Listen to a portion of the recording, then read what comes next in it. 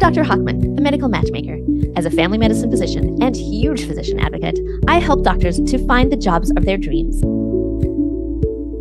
I am beyond excited to introduce you to my very own mentor, the person who gives me hope for the future of medicine, and the person who inspires me. And please give a warm welcome to Dr. Una. Yay! Dr. Una, can you tell us a little bit about you and your story getting to this point?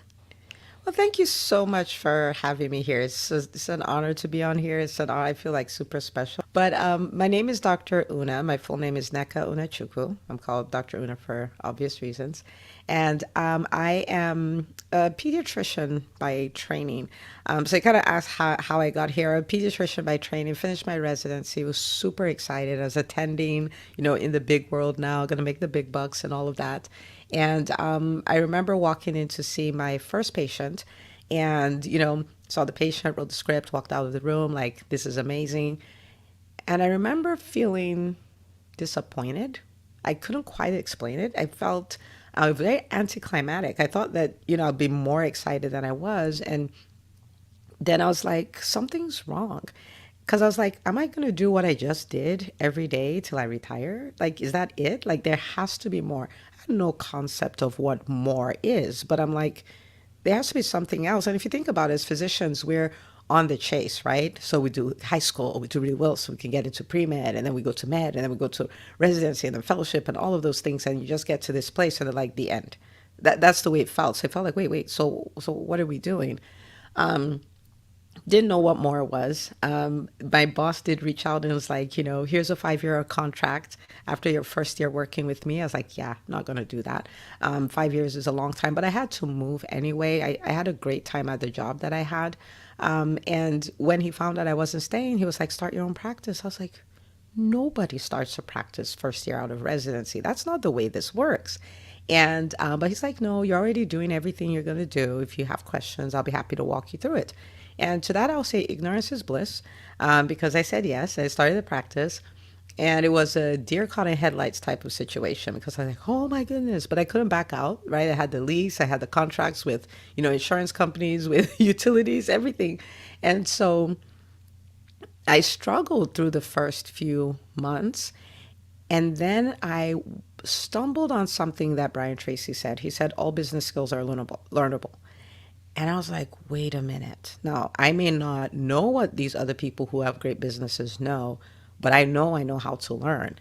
And then so I started learning business skills and all of that, and which, is a big transition for me because, I talk about it as a super shy, socially awkward, introverted introvert. So the things that work for entrepreneurship, I was just not willing to do them. I wasn't willing to put myself out there or speak or network or ask for referrals or do any of that. And so I started learning those things, and then the business thrived. And I was in a good space. I mean, the business was going well. I was seeing patients 4 days a week, had a long weekend every weekend. But then in 2016, I had this aha moment. You can call it intuition. You can say I heard from God. I have no idea. But it was just this thing of medicine as we know it is gone. There was no problem. I didn't have a problem, But it was like medicine as we know it is gone and it's not coming back. And so you have to retool yourself, not meaning walk away from medicine, but meaning you have to add all these other skills so that you can thrive in the new phase that's here. And that's when I started embracing, I started thinking about like, okay, what can I do? I was like, well, I've started a practice. I can show other people how to start, businesses. I was like, people earn a living as speakers. I can learn to be a speaker, which for an introvert, I was like, yeah. And I was like, I could become a consultant. I didn't even know what a coach was. I could write books. So I started exploring all these other things. And that's when the foundation of EntreMD was born. So I started talking to all entrepreneurs. That didn't quite work out, meaning that, the people who are physicians were like, clearly you're not talking to us. The people who are not physicians, like, you're not talking to us. I was like, fine, I'll pick one person. And then I started talking to doctors. And that's when EntreMD was born, which stands for Entrepreneurial MD. And since then, we've gone on to, wow, our goal is to help 100,000 physicians figure out how to build profitable businesses. so they can live life and practice medicine on their terms. So we've done that with live events. We've done that with the EntreMD podcast. We've done that with the EntreMD Business School. And that really is the phase of my career now, is just helping doctors. That's all I do. That's awesome. And you say, your goal is to reach 100,000. I would imagine you've probably helped about 100,000 already. I think you've probably touched not quite that many, but all of us go out and we inspire other people. And so I wouldn't be surprised if it's even more than 100,000 at this point. Well, that would be something. That's the thing about the ripple effect. You don't know, right? Like, we don't know. So we'll see, but we're pushing. That's awesome. And what you do is so great, because I've seen changes in myself and in other people, and growing these thriving private practices and thriving businesses that are either related to medicine or not related to medicine. And it really shows that in private practice, you can be profitable and you can still have a good life and you can still enjoy practicing medicine. And that's just what's so, but that's one of the big things that really inspires me about you, is that you practice what you preach, you do it, and you teach other people to do it. And it's just so awesome. I love it. And yes, we can thrive in private practice. We've been sold a lot of lies, one of them being that we're not good at that private practice thing, right? Like, the hospitals are better or the investors are better, but doctors were not good at that. And, again, we can learn. We don't, if we're not good, that's not a problem. We were not good at spinal taps. We were not good at putting in IVs. We were not good at intubations. We were not good at replacing people's hearts. We learned those things, and we can learn this too. And whatever we're going to learn as entrepreneurs will be easier than anything we had to learn as doctors. So we got this. Yeah, I totally agree. And when I think about, medical school and residency, we're just learning what we're told to learn. So it's a big shift in entrepreneurship, which even, starting your own practice, because you have to figure out what it is you have to learn. And this is something that, my husband is an entrepreneur, and I used to say to him, but how do you know what to do next? How do you know what the next step is? And he just would say, well, you just do it. And I never quite understood that until now, being an entrepreneur, being a physician entrepreneur. I totally get it. You figure it out.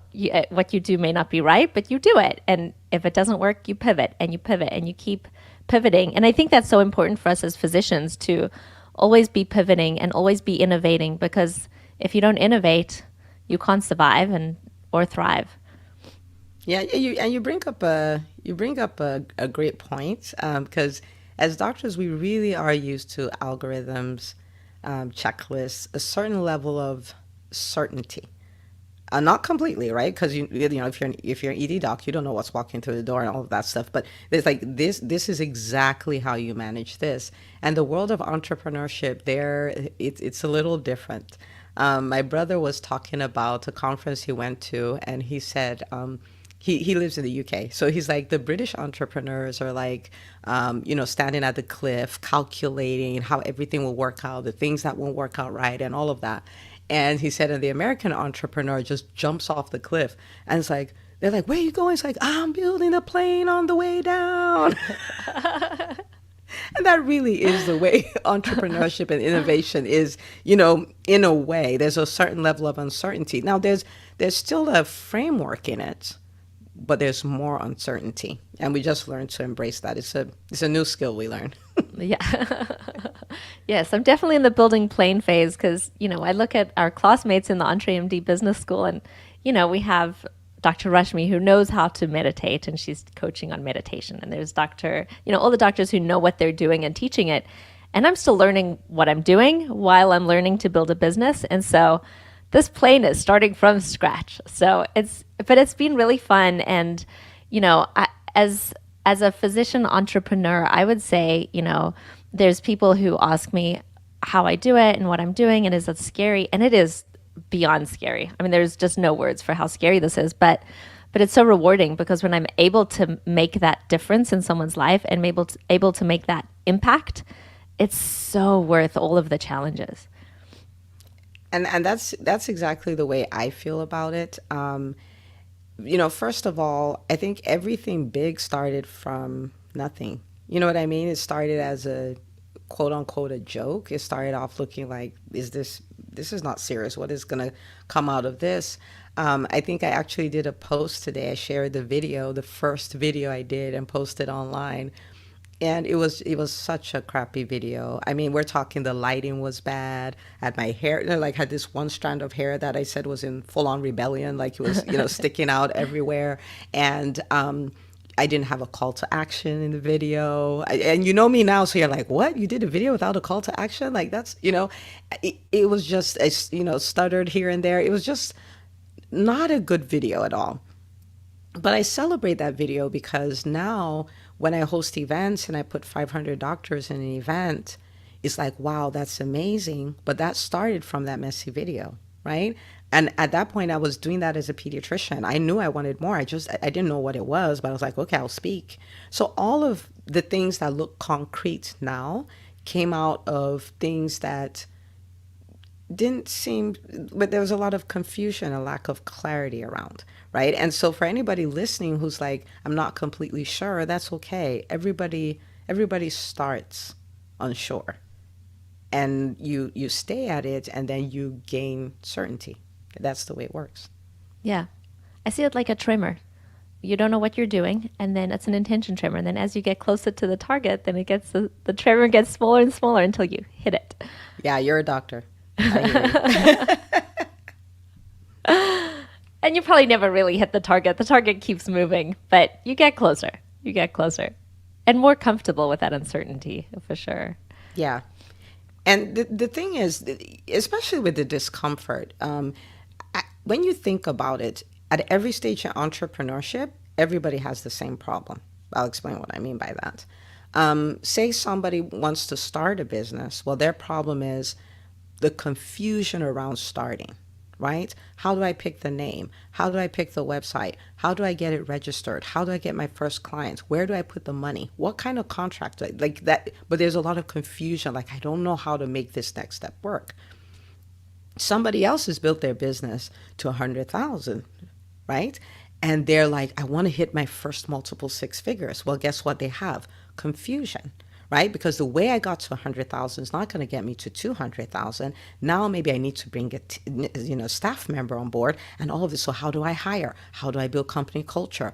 How do I do the interviews? How do I scale this? How do I go from one to one to one to many? Is confusion, right? The person who's built multiple seven figures and multiple six figures trying to go to seven figures, guess what they have? Confusion, right? Like, okay, how do I cross the $1 million mark?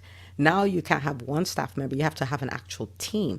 Like, how do I build that team? How do I download what I know how to do intuitively into them so they can represent me and represent the brand? And then now you have more of you may have gotten away with not having a solid brand, but now you have to have a brand. So what does that look like? What does it stand for? And all of that. So what is there? Confusion. So all through, it's all like, how do we do this? We don't know how to do this. Everybody has that. So everybody who's trying to go forward is uncomfortable. Everybody. So confused and uncomfortable. So the sooner we realize that that's the path of an entrepreneur and we settle and relax in it, like, this is not a problem. This is a sign of growth, right? Then that means you can sit in that confusion. Not that you're like, oh, I'm so excited, I'm confused, but you're not thrown off by it. You're like, okay, so let's just learn what we need to learn so we can graduate to a higher level of confusion, right? And then same thing with being uncomfortable. You're like, well, at this stage it was just to talk to somebody, ask them to be my client. Now I'm talking to somebody else, asking them for $30,000 for a speaking gig. You see what I mean? And you're like, the comfort with that. You're telling somebody to leave their job and take a pay cut and come work with your company because your company is going to change the world, right? That's uncomfortable. So we just embrace it so we can graduate to the next level of uncomfortable. Is the path of an entrepreneur. Yeah, discomfort. So you have this vision for 2025. Can you tell us a little bit about that? Yes, absolutely. Okay, so my vision for 2025 is that it will be called the Year of the Physician. And when I say the Year of the Physician, I want you to think about where we are now, where doctors don't have autonomy. Most doctors will not recommend that people they know go into medicine. Doctors do not have financial freedom. I mean, you think about there being a pandemic, which is the greatest medical crisis in my lifetime, right? And doctors were losing jobs and collecting unemployment checks in in the time when the need for physicians was the most, right? And so when you think about that, it's really is a mess. People are very discouraged, very disillusioned about it. And, it's like everybody just wants to walk away. And that's understandable. But in 3 years, we can flip that. And I say we because there's a million of us, right? And if we don't like the way things are, we can change the way things are. And if we decide to do that, in 3 years, we can flip it where it's now known as the year of the physician, the year when we're back, we're the leaders in the healthcare space, and we're talking inside and outside the exam room, where we have the joy of medicine, right? Like we love what we do. We're telling people, you're not you want to be a doctor? Oh my goodness, this is the best profession ever. Like imagine us being able to do that. That's why I love what you do, right? And then we have financial freedom. And, so those three things we can have, and that's the way 2025 is going to look. So I start this off by saying, and I started off the EntreMD Method book the same way. I said to my fellow physicians, the cavalry is not coming. No one's coming to save us. It is here. It is us. Right? Because for so long, we're like, the AP should do this. The AMA should do this. The AFP, the A, whatever your version of A is, nobody is coming. But we're not helpless. We're not victims. We can rise and we can change things ourselves. And so, of course, there are many people who are doing a lot of things for physicians. But for EntreMD, we have a 3-year plan. And I won't go into the 3-year plan, but for the first year, for 2022, what we are after is the mass business education of physicians, because I believe that the vehicle for this is entrepreneurship. This does not mean everybody starts a private practice. This means everybody becomes an entrepreneur, even if you work for someone, right? Because you still have a business. It's your personal brand. That is a business, right? And so the mass business education of physicians, so we can learn how to build profitable businesses. It may be you as an employed physician, but you have a profitable brand. It could be you starting a private practice, being a coach, doing whatever you want to do, really. You just learn how to monetize that. And so we do that through the EntreMD podcast, which is free. We call it the free MBA, right? 2 episodes every week. I think we're at 221 episodes now. The EntreMD Method book, which we call the $16 MBA, right? And then our live events. So we have like EntreMD Live, we have the visibility formula. These are free events. This is all to help physicians. And then the EntreMD Business School. And so my commitment is I'm going to help 100,000 doctors get a business education, right? That's the starting point. And then we go into leadership and massive collaborations and all of that. But 2025, we're going to look back and we will be the leaders. We will love being doctors and we'll have financial freedom. It's going to be different from what we have now. That's going to be great. And who better to lead healthcare than the people who went into it because we want to help people? Yes, and we are committed, right? The evidence of our commitment is this. Number one, we were willing to give up over a decade of our lives to be people who help people. We've paid the price, right? Number two, we were willing to go into multiple 6-figure debt to get said education, right? And so when you think about it, who else is more devoted? And I'm not trying to say nobody else is devoted. I'm talking about physicians. I'm not comparing, but I'm saying that we have the commitment. We have the devotion. We have the evidence to back our commitment. So who better? I agree completely.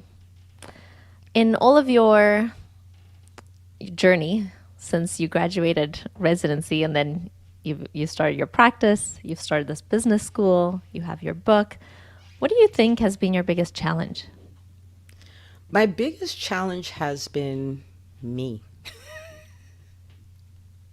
My biggest challenge has been me not believing that I could pull this off, right? I bought into the narrative that, I'm static. I am who I am, right? So if I'm not a good speaker, that's it. I'm not a good speaker. If I'm not good at networking, that's it. I'm not good at networking. If I can't write, that's it. I can't write. But when I started getting out of my own way and realizing that, listen, you're like Play Doh. If there are things you don't know, you can know them. If there are things you're not good at, you can be good at them. If there are things you know you should do, like think about a business, knowing your numbers, right? Your finance. Like I would think about profit and loss statements, and I'll get hives. Like, oh my gosh, like take that away from me. I don't want to talk about it, right? But if you're going to be someone who's going to build a great business, you're going to need to understand that. You may not run it, but you have to understand the money. Like, what are you talking about? And then just learning that I can learn those things. I can become proficient at things. There are many things as a doctor maybe I didn't want to learn, but I learned them because that's the only path, right? And so my biggest challenge was me. It was internal. It was internal. It was just getting out of my own way and realizing that if there is anything that I have the potential to do, I can do it and I can become proficient at it. So I've done everything. I tell people I've done everything scared because I'm like, I don't know if I can. But I just learned to get out of my own way and just do it. Yeah. And you know what? One of the things that I think is so cool about you. So, we just had this amazing conference. And at the end of the conference, I came to you and I said, Dr. Una, thank you so much. That was amazing. And what you said to me was, I was so nervous. And this conference was savage. It was so good. And to hear you say, I was nervous, that was like, oh, you're human. I can be human too. So, I've done everything that way. And the reason why I talk about it is because I want the people who are like me to realize you don't have to be somebody different to do those great things that you've thought about doing. You don't have to be, you can. And you don't have to wait for the fear to go away because I waited for that. Like when I'm more confident or and yeah, that hasn't happened. Fears, and I think the reason for that is this. If you are going to be that person who's going to continue continue to improve, continue to do bigger things, continue to have a bigger impact, it means that you're always setting yourself up to be uncomfortable and to be afraid. So, right? So if you put a kid in kindergarten, the kid is scared spitless and uncomfortable and all of that. But after a while, they get comfortable with it. If they stay there, they'll always be comfortable. But we don't let them stay there, right? We're like, oh, a whole year of kindergarten, amazing. You're going to first grade. And that whole cycle of fear and discomfort starts over again, right? And so it's like you're a doctor, right? You don't have to do anything you're doing. You're doing that because you believe in the mission that you have. You believe, that you can change the experience for physicians and all of that. So what you're doing is you're going to first grade, and it's uncomfortable and it's scary, right? And so I didn't know this, but I think this was 2 years ago. I was taking a walk and it dawned on me that I was comfortable being uncomfortable. I didn't know that was a place you could get to. So I was uncomfortable, but I was okay with it. I had these dreams. I was like, oh my goodness. But I was fine. I was like, yeah, that's how we roll. I was like, man. So I started telling people, practice it. It's a muscle. And if you do it long enough, you actually get comfortable being uncomfortable. And so at the mastermind, I set the bar really high for myself. The experience I wanted you guys to have, the transformation I wanted everybody to experience, the quality of, guests that we had and all of that. So I set the bar high. So for me, that was me going from kindergarten to first grade. And I was like, but I was like, we'll do it. We'll see. And it was so amazing. it So was. It good. was so good. Yeah, but did it scared. Definitely did it scared. That's awesome.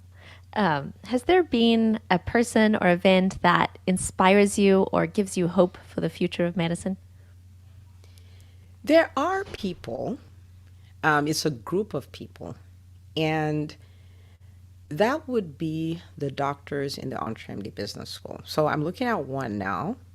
So that would be you. And you know me well enough to know that I don't flatter people. So I'm telling you what does inspire me and what gives me hope. When I look at the problems in medicine, I know I can't fix them, but I know that I can empower the people who will.